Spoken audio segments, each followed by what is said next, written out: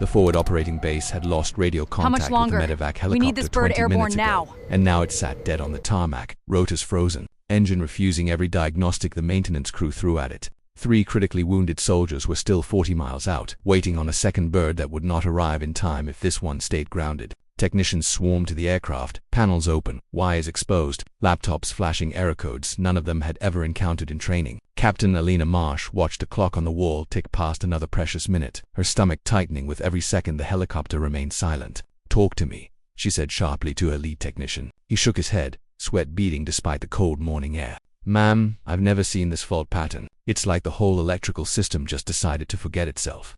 If you have ever watched a room full of experts run out of answers at the exact moment answers mattered most, you already feel the tension gripping that tarmac, and if this story is pulling you in already, stay with it, because what happened next reminded everyone there that experience sometimes outlasts education. General Frank Doyle arrived moments later, his face tight with the particular strain of a commando watching lives hang on machinery nobody could fix. He listened to the technical jargon flying between engineers, understanding perhaps half of it, until his eyes fell on an old maintenance manual sitting forgotten on a shelf, its cover cracked and yellowed with age. Something about it stirred a memory buried decades deep.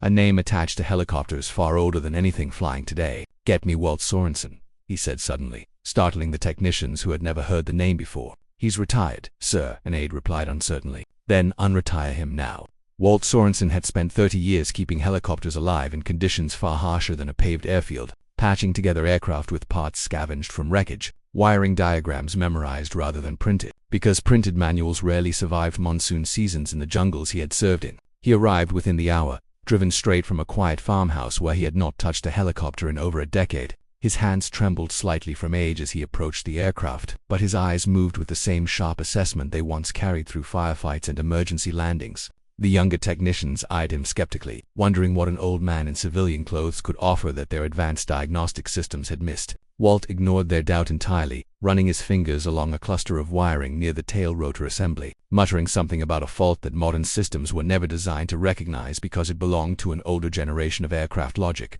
"This bird's got a legacy override buried in her wiring," Walt said finally, voice raspy but certain. "Somebody patched an old system into the new one during a refit, and your computers don't know how to talk to it. I've seen this before. 1984, jungle rescue gone sideways. The same stubborn fault." The technicians exchanged uncertain glances, unsure whether to trust a memory older than most of their careers, but General Doyle nodded firmly, giving Walt the space he needed. With movements that seemed to defy his trembling hands, Walt reached into a maintenance panel, bypassed a circuit using nothing but a screwdriver and old instinct, and asked for the ignition sequence to be run again. The helicopter shuddered, coughed once, and then roared to life, rotors spinning steadily as relief swept across the tarmac like a physical wave. Captain Marsh exhaled for what felt like the first time in 20 minutes, watching the crew scramble aboard as the aircraft lifted off toward the wounded soldiers waiting desperately for rescue. General Doyle turned to Walt, gratitude and respect mixing plainly across his weathered face. "How did you know?" he asked quietly. Walt shrugged, wiping grease from his hands with a rag someone had handed him. "Machines don't forget their history, General. Sometimes people just stop listening to it." The younger technicians, humbled by what they had witnessed, gathered around him afterward, asking questions with genuine curiosity rather than dismissive politeness, eager now to learn from a knowledge base no manual could replace.